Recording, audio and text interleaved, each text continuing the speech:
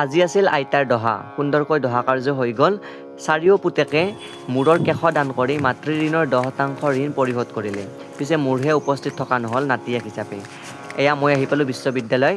যিহেতু ক্লাছ আছিলে ক্লাছ কৰাৰ উদ্দেশ্যে আহিলোঁ ডিচেম্বৰৰ পৰা পৰীক্ষাৰ কাৰণে ঘৰলৈ যোৱাৰ মানসিকতা থাকিলেও ছাত্ৰ ছাত্ৰীৰ বাবে বা নিজৰ কাৰ্যখিনিৰ প্ৰতি লক্ষ্য ৰাখিব লগা হয় আহি পাই একাডেমিক বিল্ডিঙৰ ভিডিঅ' আপোনালোকক দেখাই দিলোঁ আহিয়ে বিভাগটো পালোঁ বিভাগত সোমাই উঠিয়ে লেপটপটো অন কৰিলোঁ লেপটপটো অন কৰিলে কিছু কাৰ্য আছিল সেই কাৰ্যখিনি কৰাৰ মানসিকতাৰে গোটেইখিনি সাজু কৰি ল'লোঁ তাৰপিছত ক'বই পাহৰি গ'লোঁ দুটা ক্লাছ কৰিলোঁ এটা হ'ল FYIMPৰ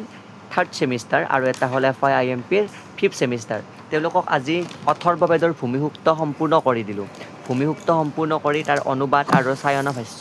আলোচনা কৰিলোঁ তাৰপিছতে 3rd ছেমিষ্টাৰৰ লগত কেৱল ডিছকাশ্যনৰ ক্লাছ এটাহে কৰিলোঁ তেওঁলোকক কিবা অলপমান পাজুল লাগি আছিল সেইখিনি সোধাৰ কাৰণে তেওঁলোকে মোক মাতি নিলে তাৰপিছতে কিবা কিবি ক্লাছৰ বস্তু মই চাই দিব লগা হ'ল এগৰাকী ছাত্ৰী আহিছিলে PG 3rd ছেমিষ্টাৰৰ সেইখিনি সম্পূৰ্ণ কৰি যিহেতু দেউতাহঁতেও মুণ্ডন কৰিলে মইনো আইতাক কি দিম অকণমান ময়ো চুলিখিনি কাটি অকণমান চিকচিকীয়া হৈ লওঁ চন্দ্ৰমাৰ আভাসদৃশ মোৰ মুখমণ্ডলখন আকৌ ধুনীয়া কৰি লওঁ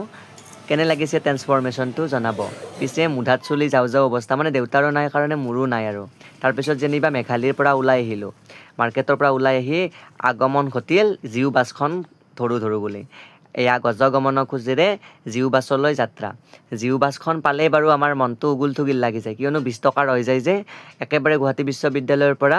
আমাৰ বশিষ্ঠলৈকে আহে কিন্তু মই লখৰাতে নামো মোৰ ঘৰ যিহেতু লখৰাতে এয়া গুৱাহাটী বিশ্ববিদ্যালয় এতিয়া নিতাল পৰিছে কিয়নো ছাত্ৰ ছাত্ৰীৰ পৰিমাণ কমিছে প্ৰায় তেওঁলোকৰ পৰীক্ষা যে গাত লাগিছে পৰীক্ষা সকলোৱে পঢ়াত ব্যস্ত তাৰপিছতে মোৰ আকৌ চন্দ্ৰমাৰ আভাসদৃশ মুখমণ্ডলখন দেখাই দিছোঁ নেদেখামনো কিয় এয়া আহি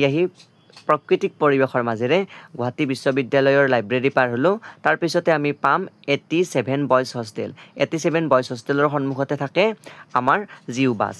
গজগমন গতিৰে যেনিবা জিউৰ আঠগাঁৱৰ ফালে থকা লাষ্ট গেটখন পালোঁ তাৰ কাষেৰে এটা সৰু ৰাস্তা আছে সেই ৰাস্তাটোৰে আমি যাম 87 বয়জ হোষ্টেলৰ সন্মুখলৈ তাৰপিছতে জিউৰ লাষ্ট গেটৰ এখন ধুনীয়া নতুন ৰেষ্টুৰেণ্ট খুলিছে নাম হ'ল জ্যোতি সেই জ্যোতিখনৰ খাদ্যসমূহ হেনো বৰ ধুনীয়া কিন্তু খোৱাৰ লগ নাই কাৰণে অহাহে সৌভাগ্য হোৱা নাই তাৰপিছতে আহি যেনিবা জিউ বাছখন পালোঁ যিহেতু আৰু 10 মিনিট আছে বেগটো তাতেই থৈ টিফিনত দি পঠোৱা আপেল আৰু কলসমূহ হাতত লৈ খোৱাৰ মানসিকতাৰে হোষ্টেলৰ ফালে খোজ ল'লোঁ এইটো ৰাস্তাৰে হেনো এটা মন্দিৰলৈ যায় পাহাৰীয়া অঞ্চল জিউৰ ভিতৰত থকা বাঘেশ্বৰী মন্দিৰলৈ এদিন যাম বুলি মানসিকতা ৰাখিছোঁ আহিবচোন যদি মোৰ লগত আপোনালোক যায় আপোনালোকৰ লগতে অকণমান ফুৰিম বুলি ভাবিছোঁ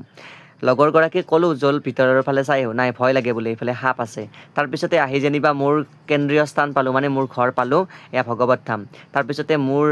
মামীয়ে নিবলৈ আহিছে মোক মই সদায় কৈ থাকোঁ যে মোক জিউৰ পৰা অনা নিয়া কৰিব লাগে এতিয়া আহি পালে যে আহা ব'লা তোমাক নিবলৈ আহিছোঁ তলৰ পৰা আহিয়ে মামী তাৰমানে দেখিয়ে হতভম্ব চুলি কাটিছা তুমি